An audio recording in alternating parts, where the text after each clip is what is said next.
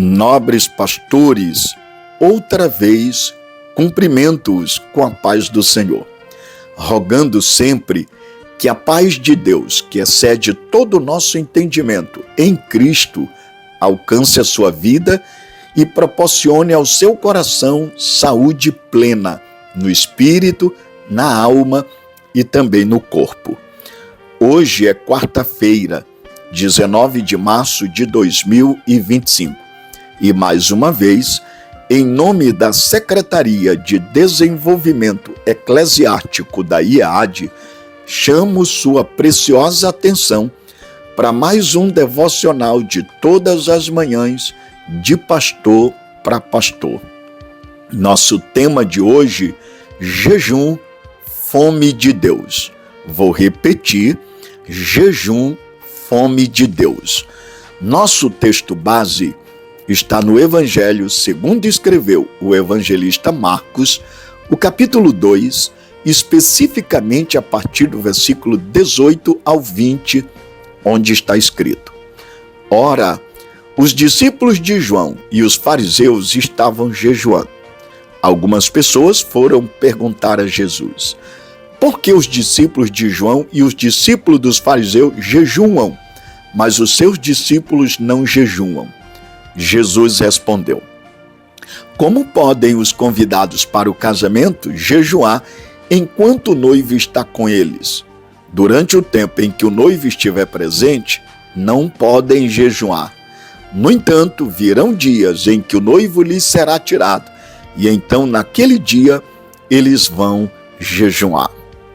Nobres pastores, no devocional de hoje com o tema jejum, fome de Deus, chamo sua preciosa atenção para a seguinte observação. De acordo com as Escrituras, o jejum é uma prática milenar que, infelizmente, está em desuso na igreja cristã contemporânea. Vou repetir. De acordo com as Escrituras, o jejum é uma prática milenar, mas que, porém, está em desuso na igreja cristã contemporânea. Na verdade, quando olhamos para as Escrituras, principalmente o panorama que ela nos apresenta, percebemos que o jejum está presente tanto no Antigo Testamento, denominado período veterotestamentário, como no Novo Testamento, período neotestamentário. Se você observar, os profetas, o próprio Senhor Jesus, os apóstolos e muitos homens de Deus ao longo da história experimentaram os benefícios espirituais por intermédio do jejum. Na verdade, os santos de Deus em todos os tempos e em todos os lugares não somente creram no jejum, como também o praticaram. Hoje, infelizmente, são poucos os crentes que jejuam com regularidade. E o que é pior ainda, há muitas dúvidas acerca da necessidade do jejum e de seu funcionamento. Pior ainda, muitos ministros cristãos, e nesse particular refiro-me à figura do pastor, que não exercitam como disciplina espiritual a prática do jejum.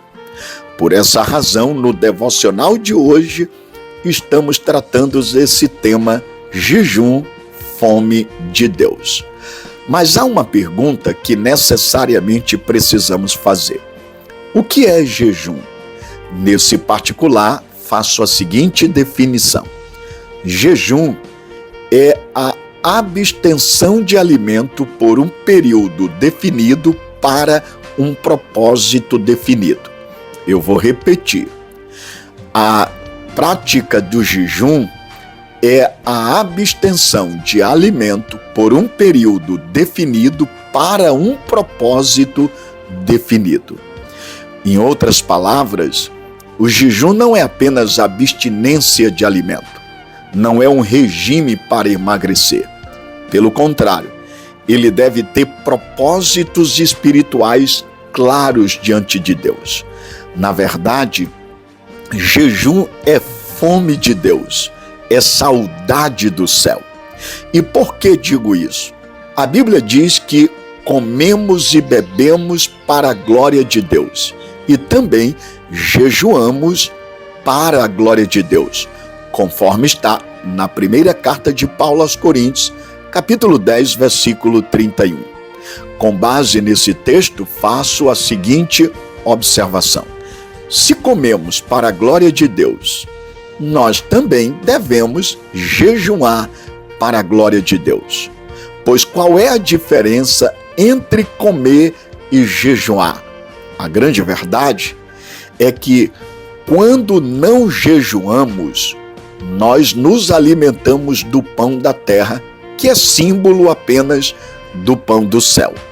Mas quando jejuamos, não nos alimentamos do símbolo, o pão da terra, mas da essência, ou seja, nos alimentamos do próprio pão do céu.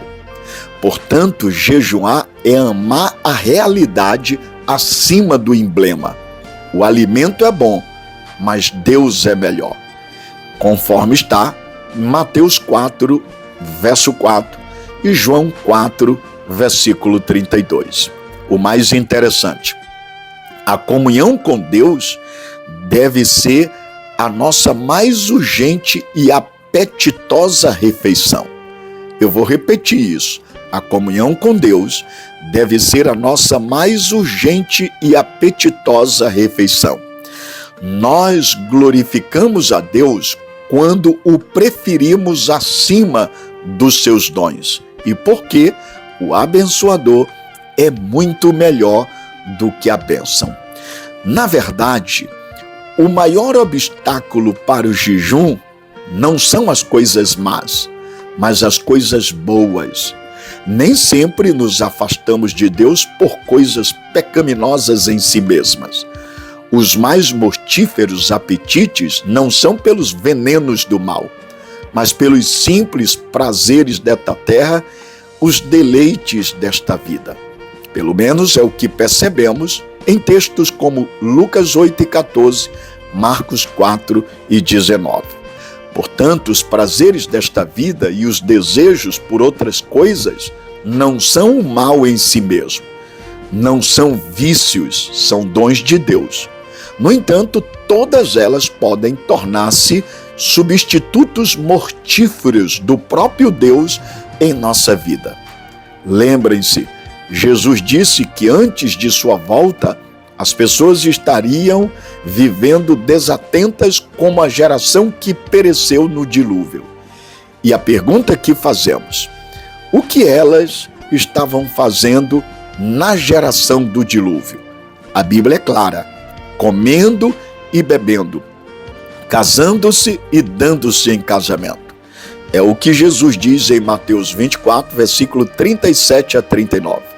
A minha pergunta é: que mal há em comer e beber? Que mal há em casar e dar-se em casamento? Eu respondo: nenhum.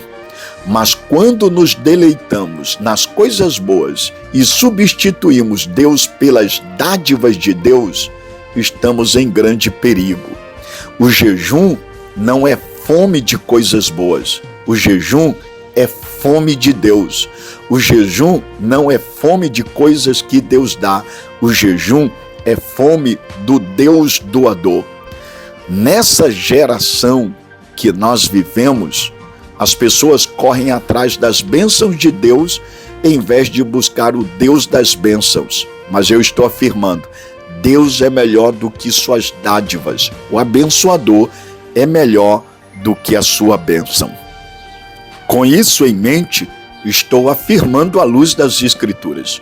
O propósito do jejum não é obter o favor de Deus ou mudar a sua vontade, porque ninguém muda. Pelo menos é o que está escrito em Isaías 58, do verso 1 ao 12. Tampouco o jejum tem como propósito impressionar os outros com uma espiritualidade farisaica, conforme está lá em Marcos 6, versos 16 a 18. Nem tampouco é para proclamar a nossa própria espiritualidade diante dos homens. Na verdade, jejum significa amor a Deus. Jejuar significa, de fato, não ser admirado pelos homens, mas é ter uma motivação de glorificar a Deus e nutrir-se de Deus, deleitando-se nele. Portanto, jejum é amor a Deus. É para nos humilharmos diante de Deus, conforme Daniel 10, 1 e 12. É para suplicarmos a sua ajuda, conforme 2 Crônicas 20, verso 3 e Esdras 4 e 16.